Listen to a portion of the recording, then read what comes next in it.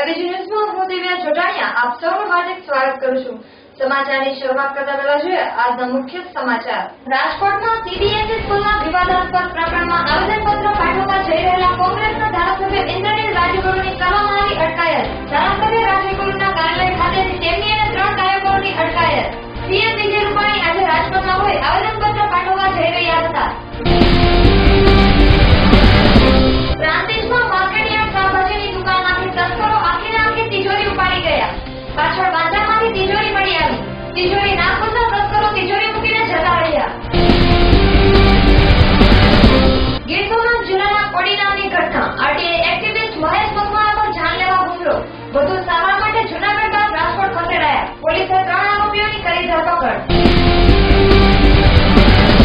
દર્શક મિત્રો, વધુ સમાચાર જોતા પહેલા લઈએ એક નાનકડું વિરામ।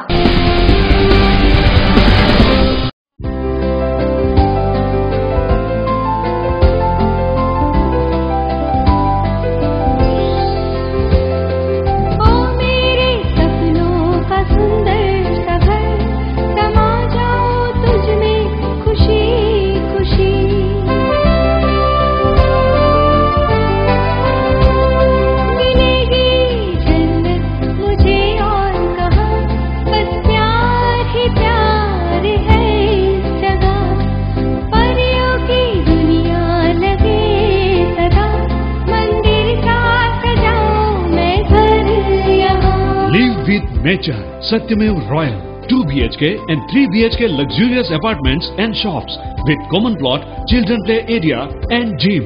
Satyamev Royal, near Satyamev Famosa, behind Pramuknagar, Khar Road, Gandhinagar. JD infrastructure, Balaji dream city અને બાલાજી ઉપવનની ભવ્ય સફળતા બાદ હવે કલાપી રિયાલિટી સાથે આપના માટે લઈને આવ્યું છે નવકાર ગ્રીન પ્લોટિંગ સ્કીમ। અમદાવાદથી માત્ર 45 કિલોમીટરના અંતરે નવકાર તીર્થધામના સાનિધ્યમાં 200 સ્ક્વેર યાર્ડ, 600 સ્ક્વેર યાર્ડ અને 1000 સ્ક્વેર યાર્ડની પ્લોટિંગ સ્કીમ, જ્યાં આપ એન્જોય કરી શકો છો club house, theme garden, children's park, indoor અને આઉટડોર પ્લે એરિયા, વિશાળ લેક। તો આપનો પ્લોટ આજે જ બુક કરાવો ₹10,999 સરળ માસિક હપ્તેથી અને સાથે દર મહિને ડ્રો દ્વારા કાર અને અન્ય આકર્ષક ગિફ્ટ જીતવાની તક તો ખરી જ। તો આજે જ ફોન કરો।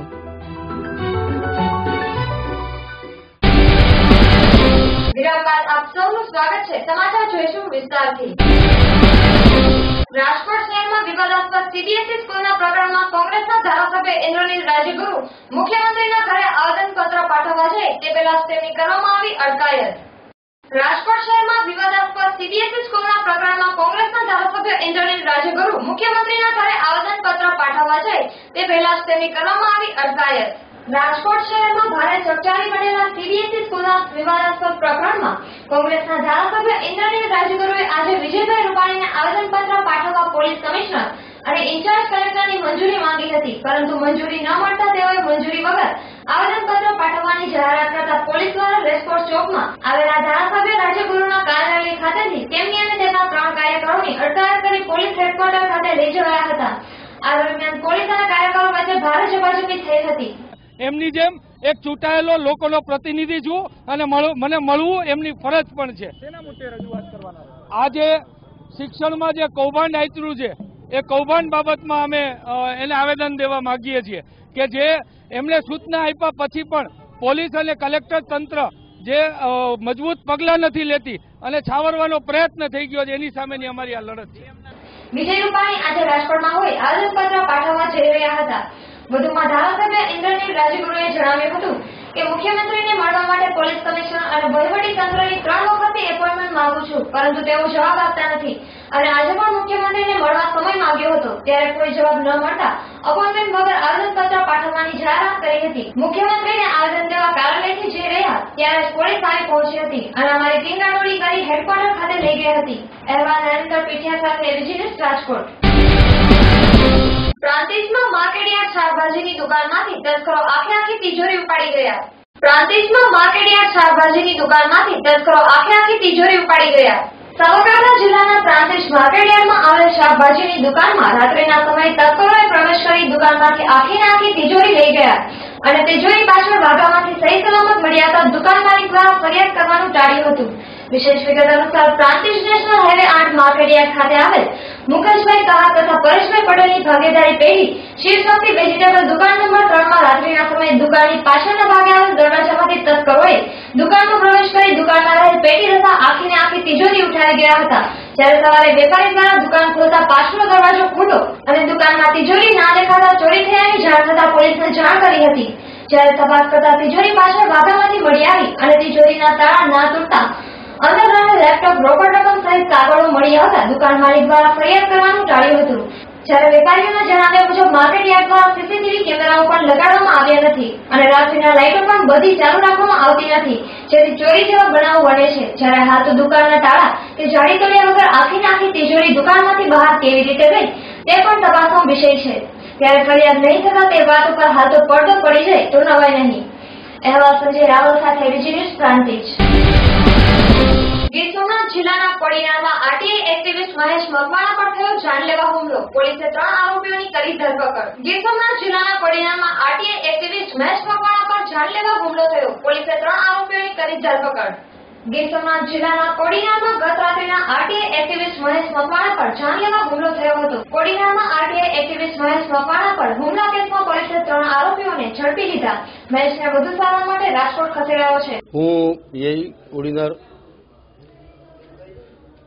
પરમ દિવસ સાંજે અમો ઈદે મિલાદના બંદોબસ્તમાં સમાચાર મળેલ કે મહેશ જેઠા મકવાણાને કોઈ અજાણ્યા સમયે માર્યા છે અને દવાખાને લઈ આવ્યા। તાત્કાલિક અમે દવાખાને પહોંચેલા।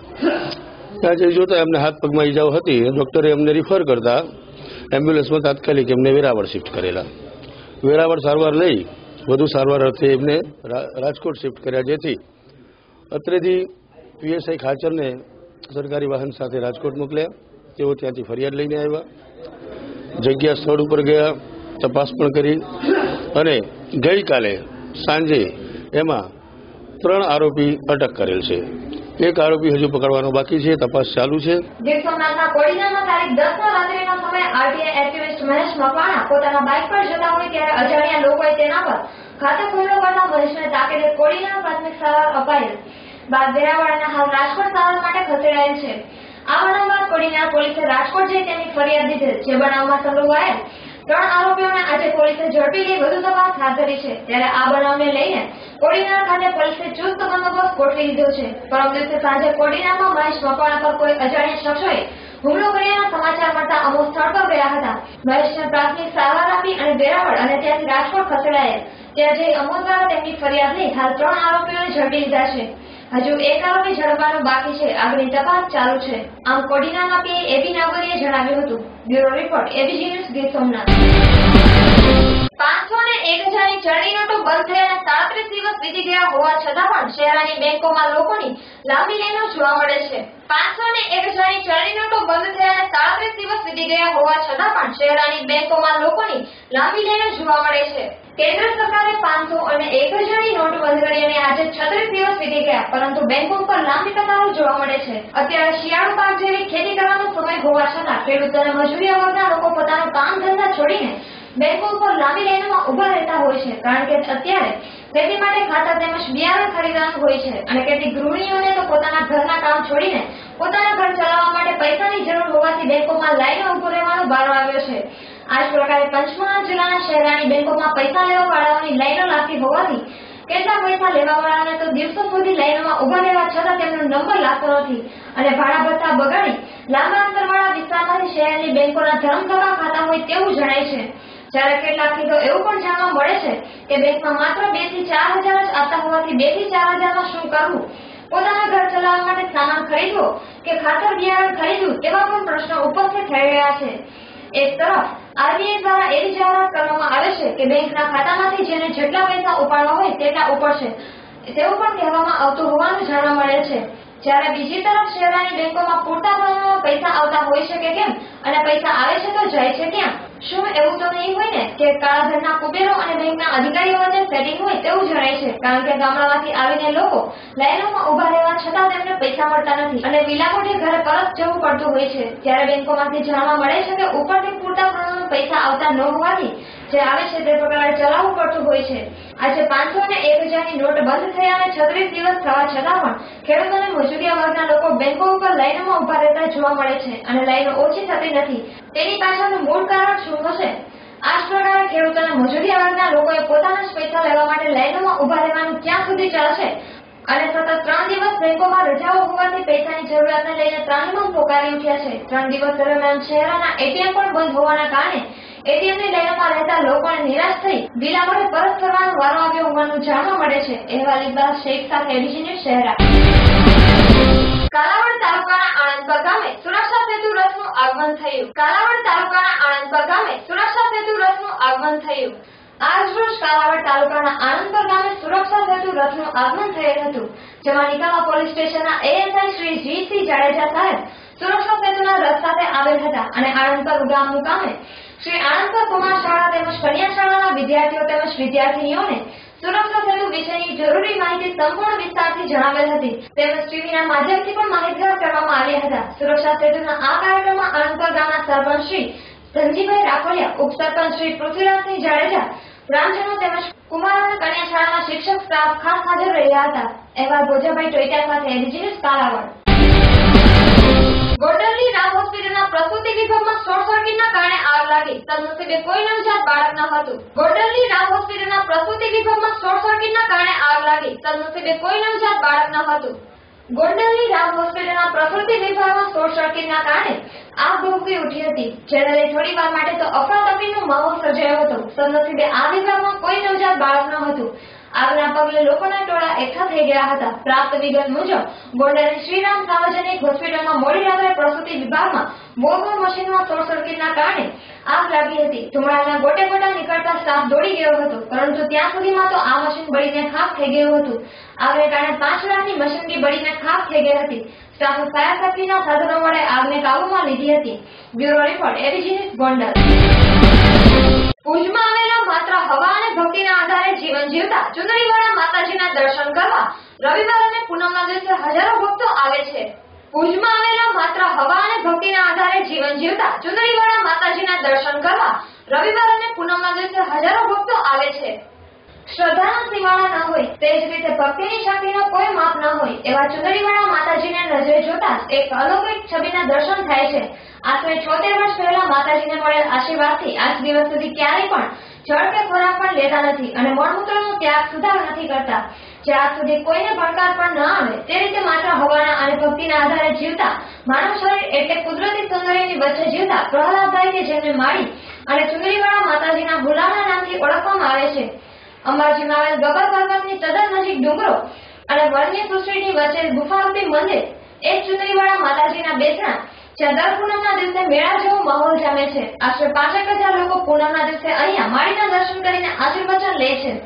મંત્ર તંત્ર કે દોરા ધાગામાં બિલકુલ ન માનનારા માતાજી પાસે ભક્તો માત્ર સફરજન લઈને આવે અને એ સફરજન માળી અંબાના પ્રસાદ સ્વરૂપે પરત ભક્તોને આપે છે. બસ આ જ માના આશીર્વાદ દૂર દૂરથી અનેક લોકો અહીં આવીને પોતાના દુઃખ દર્દ મટાડવાની માત્ર માળીને પ્રાર્થના કરે છે અને બસ ભૂલવા લાગે છે પોતાના દુઃખોને. અત્યાર સુધી હજારો ભક્તોને અહીંયા માના આશીર્વાદ મળ્યા છે. ઘણા ભક્તો તો વર્ષોથી કાયમ આવે છે ને બસ એક જ શ્રદ્ધા અમને માતાજીએ જીવનમાં સુખ આપ્યાની વાત કરતા ખુશી વ્યક્ત કરવા માટે શબ્દોથી વર્ણન પણ કરી શકતા નથી. બસ આ જ એ વસ્તુ છે જે મારી બીજાના દુઃખ દર્દ લૂછીને આશીર્વાદ રૂપી સુખ, તે પણ કોઈ પણ જાતની બાધાને ખર્ચ કર્યા વિના કેન્સર જેવા દર્દો પણ માળીએ મટાડ્યા હોવાની વાત સાંભળતા આપણે પણ આશ્ચર્યચકિત થઈ જવાય. માળીના જીવવાના જીવવા માટે જરૂર પડે છે તો બસ લોકોની આંસુ લૂછવાની ખુશી. હેરતની વાત તો એ છે કે અનેક વખત વિજ્ઞાન અને મેડિકલ દ્વારા તપાસ કરવામાં આવી છે, તેમનું શરીર પણ તંદુરસ્ત તો એ રીતે કહી શક્ય બને, પણ ખરેખર આવા કળિયુગમાં પણ છે કુદરત એનું જ. એક જ નજરે માતાજીના દર્શન કરીએ તો તરત જ મનમાં સાક્ષાત્કારનો અનુભવ થાય. બસ જરૂર છે તો માત્ર અંબાજીની 2 કિલોમીટરના અંતરે આવેલ ગબ્બરની નજીક આવેલ ચુંદડીવાળા માતાજીના દર્શને જવાની. માતાજી રવિવાર અને પૂનમના દિવસે ખાસ ભક્તોના દર્શનાર્થે અહીંયા જ મળે છે, એટલે વધારે પડતા લોકો રવિવાર અને પૂનમના જ દિવસે આવે છે. સાથે તેના છે માળીના ભક્તોની સેવા કરવા માટે તેમના અનુયાયીઓ પણ. મુંબઈ, સુરત, રાજકોટ જેવા દૂર દૂરના ભક્તો હાલ માળીની સુરક્ષા માટે વિકાસ સાથે પોલીસ ચોકી પણ અહીં જ બનાવવામાં આવી છે. પોલીસની ક્યારેય જરૂર પડતી નથી, પણ સુરક્ષાના ભાગરૂપે હાજર રહે છે. અહેવાલ રમેશ દાન ગઢવી સાથે એબીસી ન્યૂઝ ભુજ. દ્વારકા જિલ્લાના સલાયા બંદર પર એક જ કોમના બે પરિવાર વચ્ચે શસ્ત્ર ધીંગાણું ખેલાયું, જેમાં એક વ્યક્તિનું મોત થયું. દ્વારકા જિલ્લાના સલાયા બંદર પર એક જ કોમના બે પરિવાર વચ્ચે શસ્ત્ર ધીંગાણું ખેલાયું, જેમાં એક વ્યક્તિનું મોત થયું. દ્વારકા જિલ્લાના સલાયા બંદર પર એક જ કોમના બે પરિવારો વચ્ચે શસ્ત્ર ધીંગાણું ખેલાયું, જેમાં એક વ્યક્તિનું મોત થયું છે, તો બંને પરિવારના મળી કુલ 4 લોકો ઘાયલ થયા હતા. આજરોજ સલાયામાં સાંજના 6:30 વાગ્યાની આસપાસ જે જસરાયા પરિવાર અને એને જૂના મનદુખને કારણે પોતાની એક્સયુવી ગાડીથી અબ્દુલ બસુ ભગાડ પરિવારવાળાને ઠોકર મારેલ અને તે બાદ એને સારવાર માટે લઈ ગયેલી. ત્યાં પણ તે સામેવાળાએ તે જસરાયા ઉપર પણ હુમલો કરેલ, જે જગ્યાએ ગાડીને લાગ્યું ત્યાં. એ બાદ ત્યાંથી તેઓને હોસ્પિટલે મોકલેલા અને રસ્તામાં જતી વખતે જસરાયા પરિવારના કોઈ બીજા 3 થી 4 માણસોને વાહનની ઠોકરે લઈ ગયેલ છે. એ બાદ અત્યારની પરિસ્થિતિ શાંત છે, કોઈ પણ પ્રકારનો બીજો કોઈ બનાવ બન્યો નથી. પૂરતો પોલીસ બંદોબસ્ત રાખવામાં આવ્યો છે અને અત્યારે સંપૂર્ણ ખંભાળિયા તાલુકાના સલાયા બંદર કે જે આ પહેલા પણ ટ્રિપલ ડબલ અને અનેક સિંગલ મર્ડર માટે અનેક વખત ચર્ચામાં રહેલ છે, ત્યાં આજરોજ સાંજના સમયે વાઘેર કોમના ભગાડ અને જસરિયા પરિવાર વચ્ચે જૂની અદાવતના પગલે મોટી માથાકૂટ થઈ હતી. તેમાં સીધી જસરાએ અબ્દુલ ભગાડને પોતાની ગાડીની ઠોકર મારી મોતને ઘાટ ઉતારેલ હતો. ત્યારબાદ બંને પરિવારના લોકો ઝાડ માર્ગ પર ધોકા તલવાર સાથે ઉતરી પડ્યા હતા, જેમાં બંને પરિવારના 4 જેટલા લોકો ઘવાયેલ હતા, જેમની સારવાર ખંભાળિયા હોસ્પિટલમાં ચાલી રહી છે. તો બીજી તરફ સમગ્ર ઘટનાની જાણ થતાં તુરંત જ પોલીસ ઘટના સ્થળ પર પહોંચી હતી અને ટોળા પર કાબુ મેળવવા માટે 2 સેલ ટીયર ગેસના પણ છોડ્યા હતા. આ સમગ્ર ઘટનાની હકીકત જાણવા જિલ્લા એસપી પણ સ્થળ પર દોડી ગયા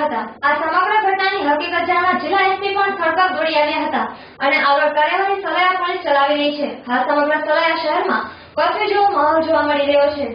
અહેવાલ ધર્મેન્દ્ર ઉપાધ્યાય સાથે બીજી ન્યૂઝ દ્વારકા. ભુજમાં પાર્ટીમાન હોમના 2 બાળકો લાપતા થતા ચકચાર મચી ગયો. ભુજમાં પાર્ટીમાન હોમના 2 બાળકો લાપતા થતા ચકચાર મચી ગયો. ભુજમાં નાગરિક સોસાયટી ખાતે આવેલ બાળ રિમાન્ડ હોમના 2 બાળકો લાપતા બનતા શોધખોળને અંતે અપહરણનો ગુનો નોંધી આગળની તપાસ હાથ ધરવામાં આવી છે. ભુજમાં હોસ્પિટલ રોડ નજીક નાગરિક સોસાયટીમાં આવેલા બાળ રિમાન્ડ હોમ માંથી અમજદ શમસુર ગુડા ઉંમર વર્ષ 14 અને રાહુલ કાદર અલી સાદી ઉંમર વર્ષ 9 લાપતા બનતા તેની શોધખોળ કરવામાં આવી હતી. શોધખોળ બાદ કંઈ જ પતો લાગ્યો ન હતો, જેને લીધે હાઈકોર્ટની માર્ગદર્શિકા અનુસાર પોલીસ દ્વારા અપહરણનો ગુનો દાખલ કરીને તપાસ શરૂ કરવામાં આવી છે. ભુજ ચિલ્ડ્રન હોમના અધિક્ષક અમિત રમેશ પટેલને ભુજ શહેર બી ડિવિઝન પોલીસ મથકને જાણ કરતા તેમની ફરિયાદના આધારે પોલીસ દ્વારા હાઈકોર્ટની માર્ગદર્શિકા મુજબ અપહરણનો ગુનો નોંધી અજાણ્યા શખ્સો વિરુદ્ધ ફરિયાદ નોંધીને આગળની તપાસ શરૂ કરી છે. ફરિયાદના પગલે બી ડિવિઝનના સબ ઇન્સ્પેક્ટર એચ ઝાલાએ શોધખોળ આદરી તપાસના ચક્રો ગતિમાન કર્યા છે, તેવું સત્તાવાર સૂત્રો તરફથી જાણવા મળ્યું હતું. અહેવાલ રમેશ ગઢવી સાથે એબીસી ન્યૂઝ ભુજ.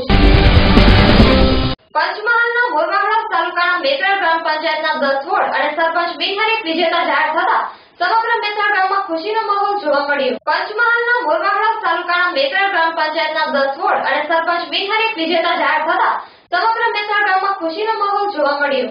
મેત્રા ગ્રામ પંચાયતના 10 વોર્ડ તેમજ સરપંચ બિનહરીફ થતા સમગ્ર મેત્રા ગામમાં આનંદની લાગણી ફેલાઈ જોવા મળે છે. પંચમહાલ જિલ્લાના મોરવાહડા તાલુકાના મેત્રા ગ્રામ પંચાયતના સરપંચ તરીકે પરમાર કનકસિંહ તેમજ 10 વોર્ડના સભ્યો બિનહરીફ જાહેર થતા સમગ્ર મોરવાહડા પંથકમાં પણ ખુશી જોવા મળી હતી અને તાલુકા પંચાયતના ચૂંટણી અધિકારી એસવી બારીએ પણ ફૂલહારથી તમામનું સ્વાગત કરી શુભેચ્છાઓ પાઠવી હતી. જોકે મોરવાહડા તાલુકાની 41 ગ્રામ પંચાયતોની ચૂંટણી માટેના ઉમેદવારી પત્રો ઉમેદવારોએ કમર કસીને ઉમેદવારી નોંધાવી હતી, પરંતુ આજે ઉમેદવારી પત્રો પરત ખેંચવાના હોય અને બિનહરીફ ઉમેદવારો જાહેર થતા મોરવાહડા તાલુકાની મેત્રા ગ્રામ પંચાયતના સરપંચ તેમજ સભ્ય સમરસ ગ્રામ પંચાયત તરીકે થયા હતા, જેથી મેત્રા સહિત સમગ્ર મોરવાહડા તાલુકામાં ખુશી જોવા મળી હતી. અહેવાલ ઇકબાલ શેખ સાથે બીજી ન્યૂઝ શહેરા. સોમનાથ ટ્રસ્ટ દ્વારા દક્ષિણ ધ્રુવની 105 વર્ષ પહેલાની સૌપ્રથમ ખેડાણને યાદ કરવામાં આવ્યું. સોમનાથ ટ્રસ્ટ દ્વારા દક્ષિણ ધ્રુવની 105 વર્ષ પહેલાની સૌપ્રથમ ખેડાણને યાદ કરવામાં આવ્યું.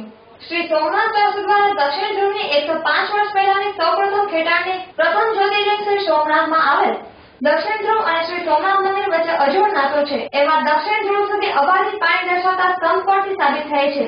શ્રી સોમનાથ શિવલિંગની જગ્યાથી દક્ષિણ ધ્રુવ પર્યંત અબાધિત જ્યોતિર્માર્ગ છે. અરબી સમુદ્ર અને દક્ષિણ ધ્રુવ વચ્ચે જમીન આવતી નથી, બસ માત્ર પાણી જ છે. આ તીર્થ સમપ્રાચીન છે. આ જ સ્થળેથી સરદાર વલ્લભભાઈ પટેલે સમુદ્રનું જળ હાથવાની શ્રી સોમનાથ મંદિરની નવનિર્માણની પ્રતિજ્ઞા કરી હતી. આજરોજ 14 ડિસેમ્બર એ દિવસ છે જ્યારે પ્રથમવાર 1911માં આજથી 105 વર્ષ પહેલા આ દિવસે બ્રિટિશ કેપ્ટન રોબર્ટ સ્કોટ દ્વારા દક્ષિણ ધ્રુવ સુધીનું સફળ ખેડાણ કરવામાં આવેલું. શ્રી સોમનાથ મંદિરમાં અતિ મહત્વપૂર્ણ આ સ્તંભ અને દક્ષિણ ધ્રુવના પ્રથમ ખેડાણને શ્રી સોમનાથ ટ્રસ્ટ દ્વારા યાદ કરવામાં આવેલ જે દક્ષિણ ધ્રુવ પાસે શ્રી સોમનાથ ટ્રસ્ટના ટ્રસ્ટી જેડી પરમાર સાહેબ દ્વારા ધ્વજા ફરકાવી તેનું ખાસ સ્મરણ કરવામાં આવેલ. સાથે આ કાર્યક્રમમાં શ્રી સોમનાથ ટ્રસ્ટના જનરલ મેનેજર શ્રી અધિકારીઓ કર્મચારીઓ જોડે આ કાર્યક્રમને સફળ બનાવેલ. Bureau report ABG news Gir Somnath. દર્શક મિત્રો, વધુ સમાચાર જોતા પહેલા લઈએ એક નાનકડું વિરામ.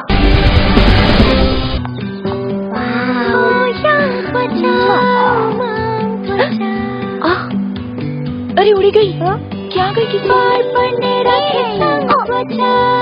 जल्दी जल्दी अरे किसी तो पप्पा ना गाल पर बेसी गई दो આ કિસી ફક્ત તમારા માટે છે. કેમ? તમે સૌથી બ્યુટીફુલ છો. ગ્લિસરીન ભર્યો પેર્સ ત્વચાનું મોઇસ્ચર પાછું લાવે જેથી તમે દેખાવ યંગ. હંમેશા બ્યુટીફુલ ત્વચા દેખાય યંગ રહે યંગ. પેર્સ. પપ્પા, હું પાસ થઈ ગઈ. Very good. શાબાશ. ઓહો, ઘણા ખુશ લાગો છો. હા.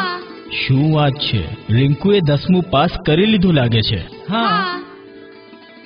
થોભો, શું તમે ઈચ્છો છો કે તમારું બાળક ધોરણ 11 અને 12 સાયન્સમાં ફૂલ ફેસિલિટી ધરાવતી સ્કૂલ અને તે પણ તમારા નજીકના જ વિસ્તારમાં ભણે? હા. તો હવે ચિંતા કરવાની કોઈ જરૂર જ નથી.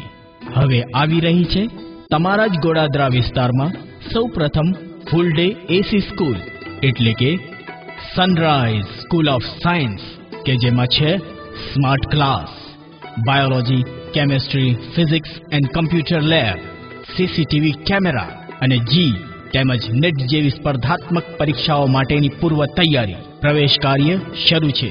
સનરાઈઝ સ્કૂલ ઓફ સાયન્સ, સમ્રાટ સોસાયટી, ગોડાદરા રેલવે ક્રોસિંગ પાસે, ગોડાદરા ડિંડોલી રોડ, સુરત. અમારી અન્ય શાખાઓ: સનરાઈઝ વિદ્યાલય, ગોડાદરા, સુરત; સનરાઈઝ વિદ્યાલય, ડિંડોલી, સુરત; શારદા હિન્દી વિદ્યાલય, પરવટ પાટિયા, સુરત.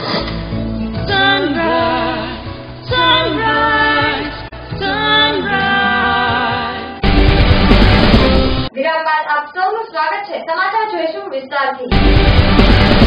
વડોદરામાં ટેન્કર અને ટ્રક વચ્ચે ધડાકાભેર અકસ્માત સર્જાતા ટેન્કર ડ્રાઈવરનું ઘટના સ્થળે જ મોત થયું. વડોદરામાં ટેન્કર અને ટ્રક વચ્ચે ધડાકાભેર અકસ્માત સર્જાતા ટેન્કર ડ્રાઈવરનું ઘટના સ્થળે જ મોત થયું. વડોદરાના નેશનલ હાઈવે પર વાઘોડિયા ચોકડી પાસે ટ્રકના ડ્રાઈવરે કાબુ ગુમાવતા ટ્રક ડિવાઈડર પર ચડી ગઈ હતી.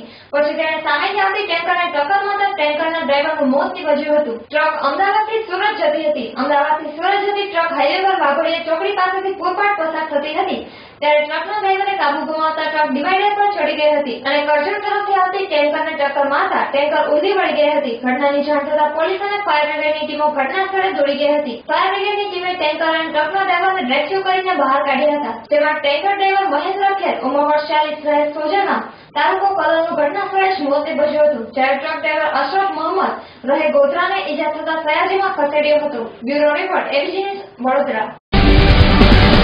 ભુજમાં એસી ઉજવણી પ્રસંગે જુલુસમાં માનવ મહેંદી ઉમટી પડી. ભુજમાં એસી ઉજવણી પ્રસંગે જુલુસમાં માનવ મહેંદી ઉમટી પડી. કચ્છ હંમેશા માટે ભાઈચારાની ભાવના સાથે તહેવાર ઉજવવામાં આગળ રહ્યું છે ત્યારે ફરી એકવાર હિન્દુ મુસ્લિમ એકતાના દર્શન ઈદની ઉજવણીમાં જોવા મળ્યા હતા.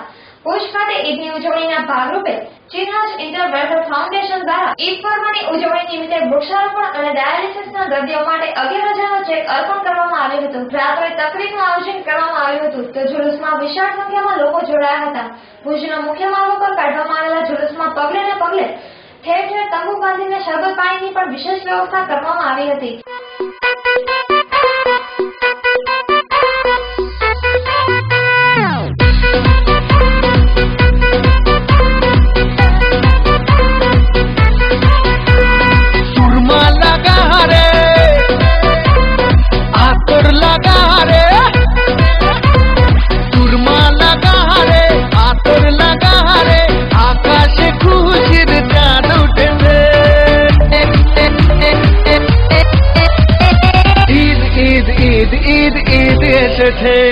ईद ईद ईद ईद ईद ईद अरे ईद ईद અને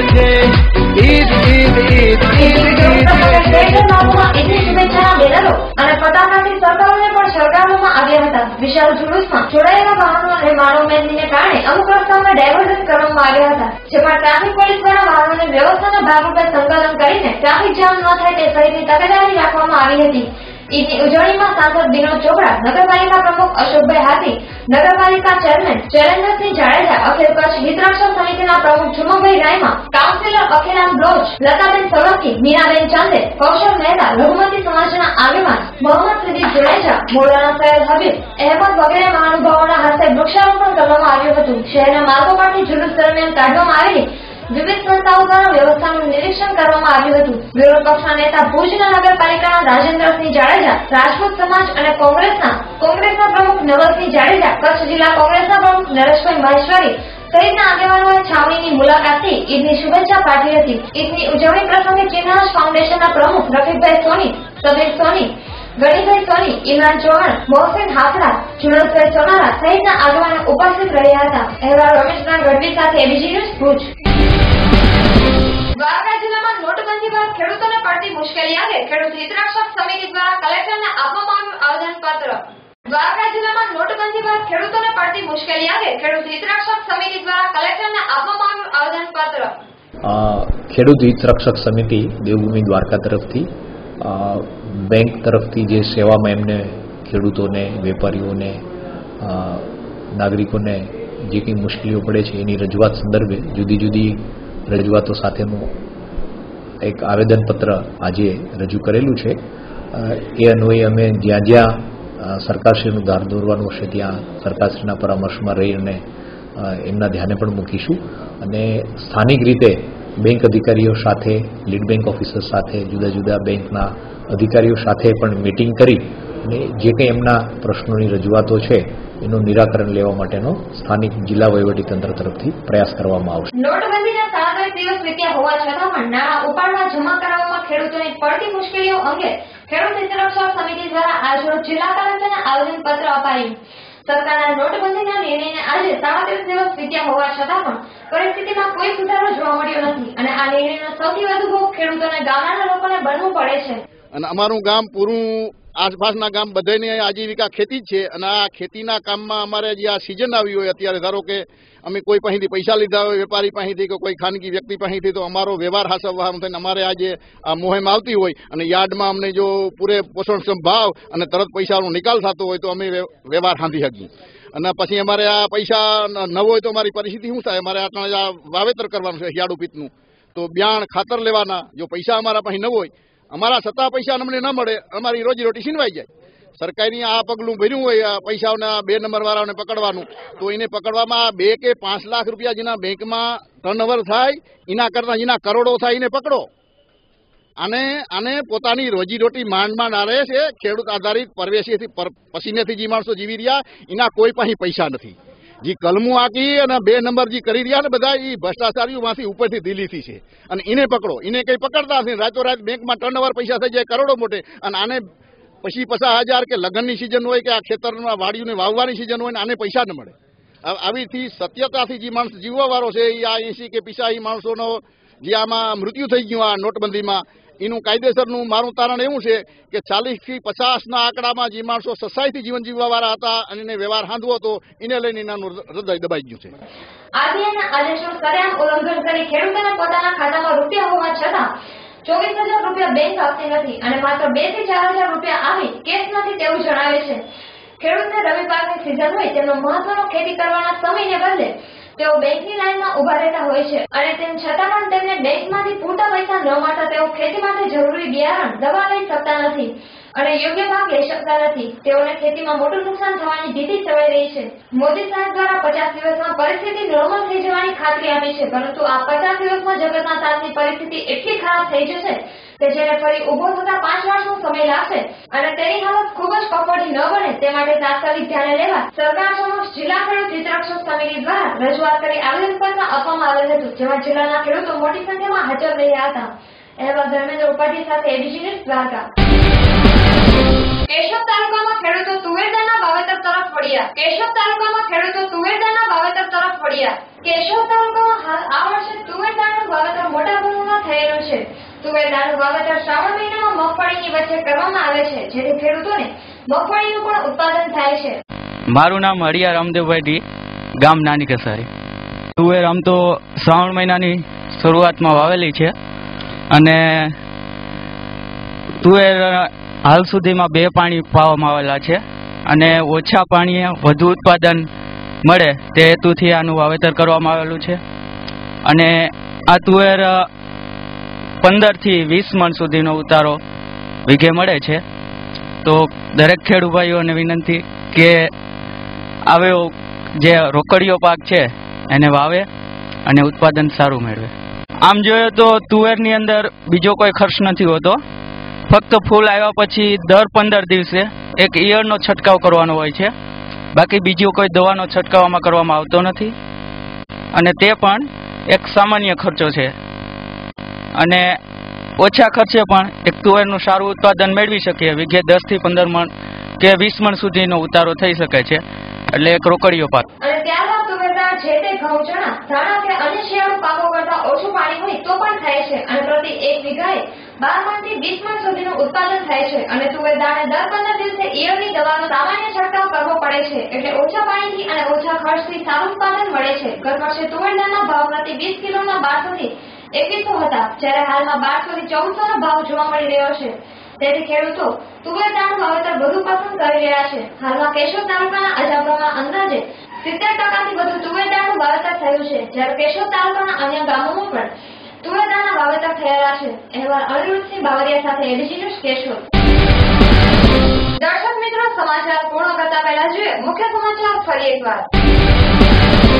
રાજકોટમાં સીબીએસઈ સ્કૂલના વિવાદાસ્પદ પ્રકરણમાં આવેદનપત્ર પાઠવવા જઈ રહેલા કોંગ્રેસના ધારાસભ્ય ઇન્દ્રનીલ રાજગુરુની કરવામાં આવી અટકાયત. ધારાસભ્ય રાજગુરુના કાર્યાલય ખાતેથી તેમની અને 3 કાર્યકરોની અટકાયત. સીએમ વિજય રૂપાણી આજે રાજકોટમાં હોય આવેદનપત્ર પાઠવવા જઈ રહ્યા હતા. પ્રાંતિજમાં માર્કેટયાર્ડ શાકભાજીની દુકાનમાંથી તસ્કરો આખીને આખી તિજોરી ઉપાડી ગયા. પાછળ બાંધામાંથી તિજોરી મળી આવી. તિજોરી ના ખુલતા તસ્કરો તિજોરી મૂકીને જતા રહ્યા. ગીર સોમનાથ જિલ્લાના કોડી નામની ઘટના. આરટીઆઈ એક્ટિવિસ્ટ મહેશ મકવાણા પર જાનલેવા હુમલો. વધુ સારવાર માટે જૂનાગઢ બાદ રાજકોટ ખસેડાયા. પોલીસે 3 આરોપીઓની કરી ધરપકડ. તો દર્શક મિત્રો, આ હતા આજના સમાચાર. આપણે ફરી મળીશું આવતીકાલે આ સમયે આ ચેનલ પર. તો ત્યાં સુધી જોવાનું ચૂકતા નહીં. અભિજીત, નમસ્કાર.